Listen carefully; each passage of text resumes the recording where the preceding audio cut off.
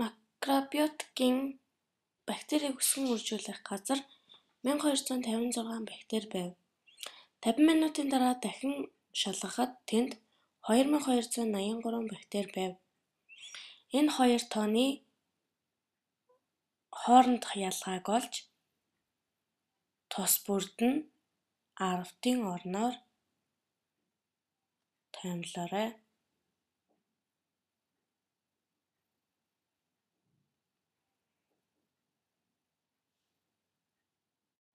За одоо бид эхлээд 1256 бактериас эхлэе. 1256.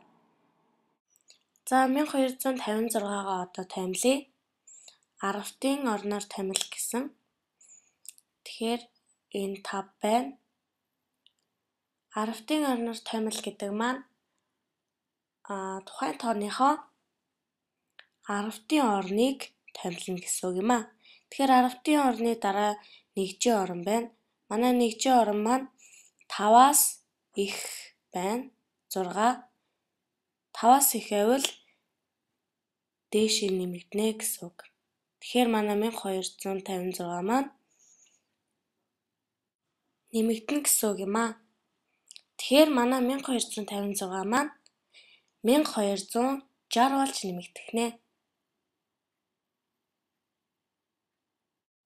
Одоо 50 минутын дараа шалгасан бактери томилъя. 2283. Тэгэхээр одоо томилъя.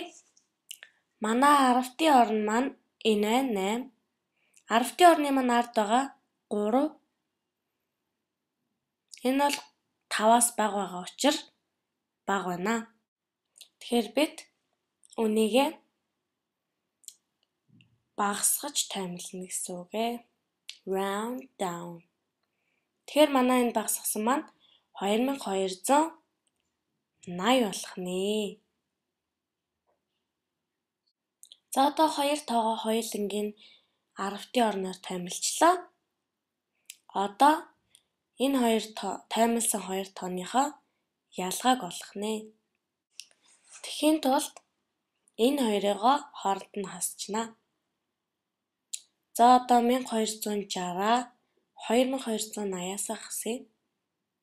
Copy dot доор нь тавьчихъя.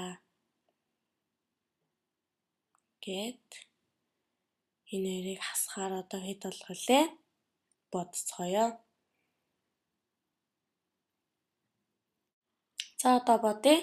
Мэдээж нэгжийнхээ орноос авахулж бодно. Тгээс тгийг хасахаар тэг. 8-аас 6-г хасахаар 2. 2-оос 2-ыг хасахаар тэг.